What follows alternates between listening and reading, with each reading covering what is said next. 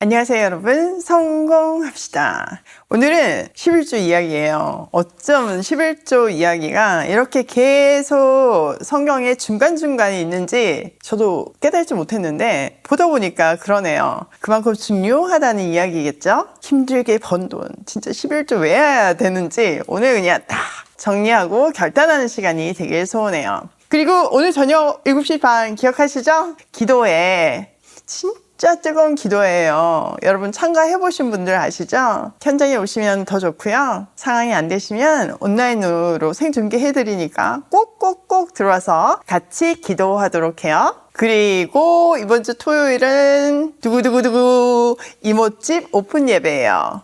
부산 이모집이 이렇게 빨리 될 거라고 상상을 못했죠. 근데 정말 하나님의 스피드는 대단한 것 같아요. 지금 보니까 서울 이모집 이모들도 신나서 막 부산까지 내려가시더라고요. 기쁨의 축제잖아요. 그 현장에서 누리는 기쁨은 말로 표현할 수 없잖아요. 여러분 시간 되시면 부산 이모집 오픈 예배도 꼭 참석해 주세요. 오픈 예배도 온라인으로 생중계해 드릴게요. 자, 22절. 당신들은 해마다 밭에서 거둔 소출의 11조를 드려야 합니다. 당신들은 곡식과 포도주와 기름의 11조를 처음 난 소와 양의 새끼와 함께 주 당신들의 하나님이 자기 이름을 두려고 택하신 곳으로 가지고 가서 주님 앞에서 먹어야 합니다. 이렇게 함으로써 당신들은 주 당신들의 하나님을 두려워하는 것을 배우게 됩니다. 해마다 밭에 소산 10분의 1을 드리래요. 그러니까 한 번 드리고 끝나는 것이 아니라 평생 정기적으로 드리라는 명령이죠. 자, 농경사에서 소출이야말로 생계이자 재산이기에 그 일부를 하나님께 드린다는 것은 모든 주권이 하나님께 있다는 것을 표현하는 것이었고 또 모든 것을 하나님이 주셨다는 것을 고백하는 감사의 표현이었어요. 자, 이 11조를 아무 데서 드리는 게 아니라 주님이 택하신 곳에서 드리래요. 그러니까 11조는 개인적인 어떤 개념을 넘어서 공동체가 하나님 앞에서 함께 기뻐하고 먹는 예배적인 성격을 가지고 있다고 볼 수 있어요. 사실 11조 논란이 얼마나 많아요. 왜 그렇게 11조에 예민할까요? 이유 너무 당연하죠. 돈과 연결되었기 때문이에요. 돈이 진짜 예민하잖아요. 성경에서 유일하게 하나님과 견주어서 얘기되는 것이 돈일 만큼 파워가 있어요. 근데 그 돈이 제대로 쓰여지지 않기 때문에 더 예민한 거예요. 그런 일이 많이 있다 보니까 내가 정말 뼈 빠지게 일해서 번 돈을 저렇게 쓰다니 안 내고 만다 이런 경우도 있고 내가 번 돈이니까 내 거잖아 이런 마음도 있고 또 나는 일을 안 하는데 남편이 저렇게 수고해서 번 돈인데 남편 믿음 없는데 내가 드려도 되나 이런 생각도 있고 이 돈 아끼면 우리 아이 학원 보낼 수 있는데 이런 생각도 있고 진짜 다양한 이유로 11조를 안 하시는 분들이 계시잖아요. 자, 만약 그런 마음이 드신다면 그래서 안 내기도 하시고 또 한다고 해도 의무적으로 하시는 분이 계시다면 오늘 본문을 통해서 11조의 정신을 다시 한번 돌아보고 내가 어떤 마음으로 해야 하는지 정리하는 시간이 되면 좋겠어요. 일단 11조는요 율법이 주어지기 전에 드려졌어요. 창세기 14장에 그 11조의 시작이 보이는데요, 바로 아브라함이 멜기세덱에게 10분의 1을 바치는 모습이에요. 자, 당시 핫플레이스였던 소돔에 살던 조카 롯이 잡혀가는 사건이 발생하자 아브라함은 자기 집에 있는 군대를 모아서 롯을 구하러 가죠. 근데 세상적인 어떤 눈으로 봐서는 절대로 이길 수 없는 싸움이었어요. 그런데 하나님의 은혜로 승리하게 되죠. 돌아오는 길에 살레망 멜기세덱과 소돔 왕이 마중을 나와요. 먼저 가장 높으신 하나님의 제사장인 멜기세덱이 아브라함에게 복을 빌어주죠. 그 내용을 보면요, 천지의 주제 가장 높으신 하나님이 이 승리를 주셨다는 거예요. 그렇기 때문에 아브라함에게 찬양하라고 하죠. 즉 감사하라고 해요. 이에 아브라함은 멜기세덱에게 11조를 드리죠. 이처럼 11조는요 단순히 숫자적으로 10분의 1이 아니에요. 오늘 본문에 처음 난 것을 드리라고 하잖아요. 이것도 단순히 숫자적으로 처음 것을 얘기하는 것이 아니에요. 전체를 대신하는 처음 것이죠. 그러니까 이 11조를 드리는 거는 이 모든 것이, 이 모든 수확, 이 모든 수익, 그리고 나의 모든 승리하는 모든 일들이 하나님이 주셔서 가능했다라고 고백하는, 그래서 너무 감사하다고 드리는 감사의 고백이에요. 두 번째는 이 10분의 1은 숫자적인 개념이 아니라고 했잖아요. 전체를 대신하는 처음 것이에요. 그러니까 이 처음 것뿐만 아니라 나머지 9도 하나님의 뜻대로 사용하겠다는 고백이 들어있는 거예요. 그런데 멜기세덱과 반대로 소돔왕은요, 아브라함에게 이거 물건은 당신이 가지시오 라고 말해요.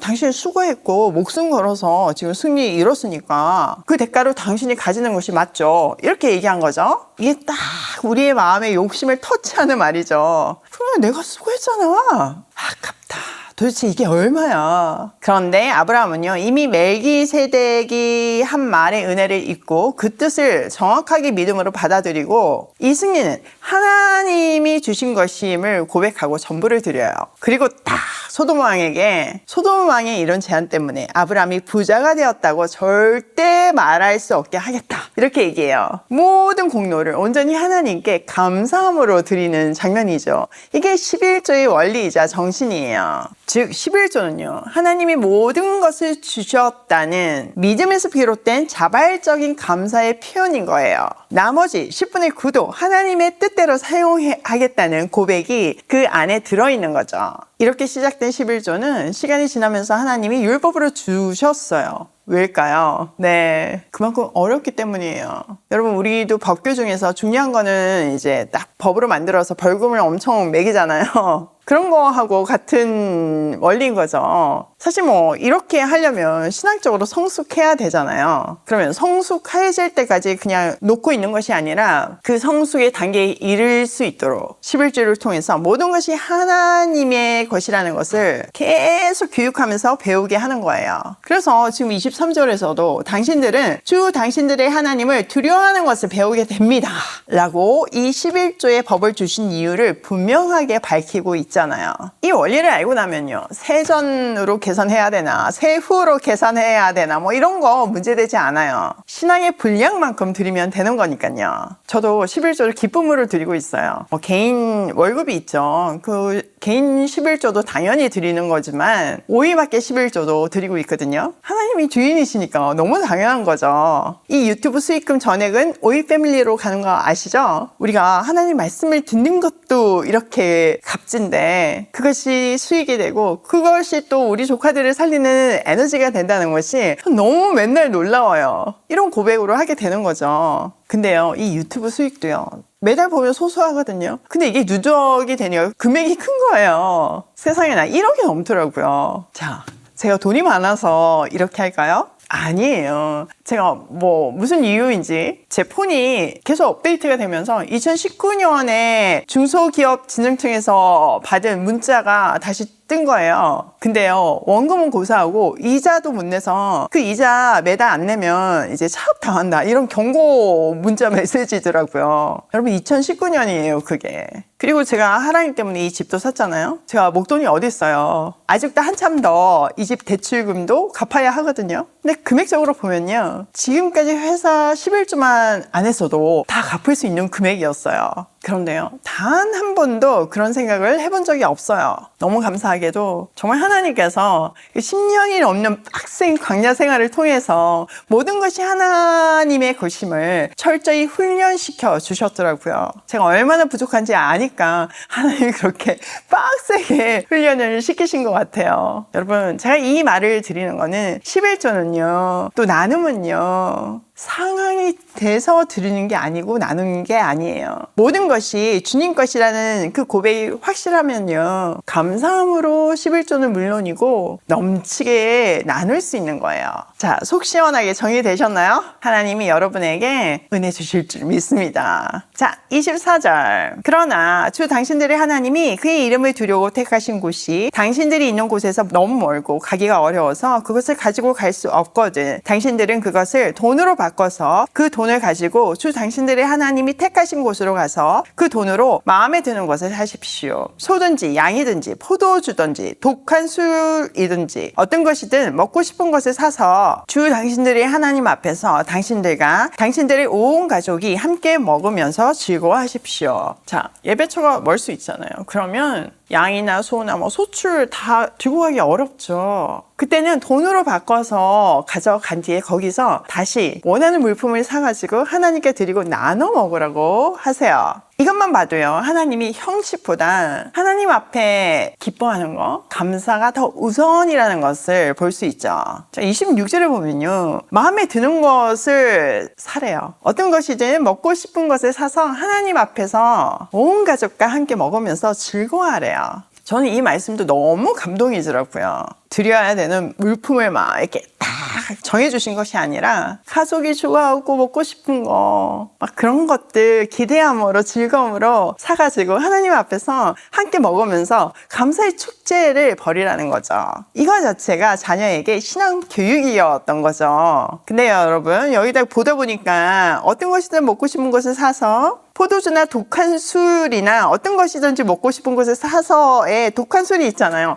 술 마셔도 되네 이렇게 얘기하실 수 있는데, 제가 어저께 쇼츠에 이거 또 따로 떼서 얘기하긴 했어요. 이 문화권에서는 포도주가 일상이죠. 그런데 왜 유독 우리나라에서는 그 술, 담배에 대해서 엄청 강력한 규제를 하잖아요? 왜일까요? 일단 이렇게 된 이유는 선교사들이 처음에 이제 우리나라에 들어왔을 때 일제감정기 때였잖아요. 그러다 보니까 이제 막 이렇게 교육도 안 시키고 또 농사를 많이 짓다 보니까 겨울 시기에는 할 일이 없으니까 늘 이 화투 치고 술 마시고 이게 돼 있어서 그 문화를 없애려고 술 마시기를 금했대요. 근데 그게 이제 우리 기독교 문화 속에 정착을 한 거죠. 술, 담배 안 하는 거. 그러니까 믿는 사람이든 안 믿는 사람이든 야, 크리스찬은 술 안 마신다, 담배 안 피운다, 이게 머리에 있는 거예요. 그것 때문에 내가 교회 안 간다 이런 사람들도 있잖아요. 어디 뭐 모임 자리에서 여러분 술 안 마셔보세요. 대번 교회 다녀? 이렇게 물으실걸요? 이런 문화 속에서 신앙이 좋은 사람이 술, 담배를 한다면 다른 사람에게 걸림돌이 되겠어요? 안 되겠어요? 그러니까 먹지 말라는 거죠.